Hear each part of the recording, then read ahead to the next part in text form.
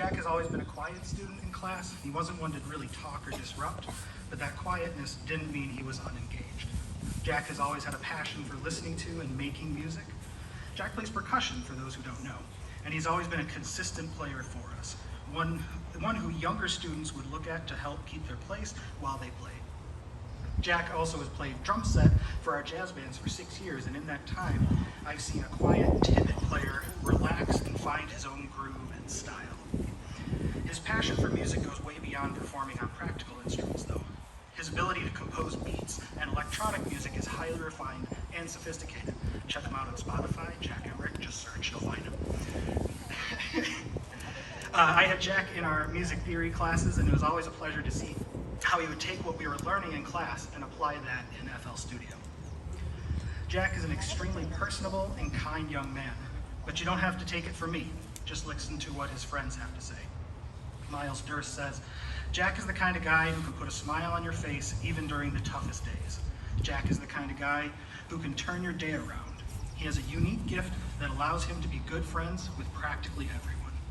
And Emerson Murphy says, when you're sad, he does his best to lighten your mood with humor. When you need someone to talk to, he'll listen and demonstrate both genuine concern and sympathy. And on top of all of that, if you need help, anything at all, regardless of how good he is at it, or even how much it interests him, he will go out of his way and give 100% to help you. In addition to his kindness, Jack has a strong sense of self, prefers to do things his way, and he sees things in a very practical, realistic view.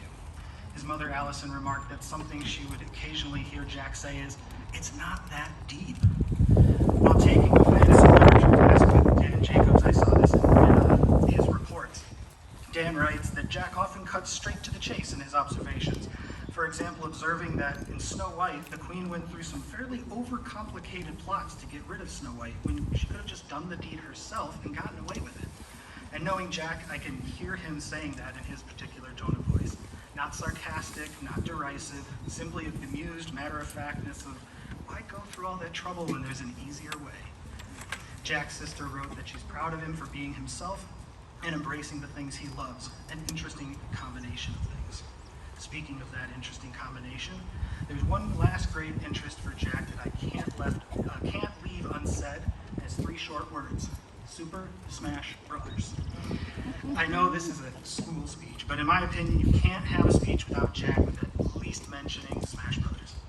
In conversation with friends, I'm not sure I've ever seen Jack become as energetic or as animated when speaking about any other topic. For those who don't know, Smash Brothers is a Nintendo video game series, and Jack has competed in large-scale tournaments, so in other words, he's good at that too.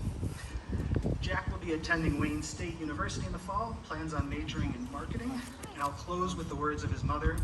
I don't have a clear picture of Jack's path, but I know it will be interesting and unconventional. Ladies and gentlemen, Jack Emmerich.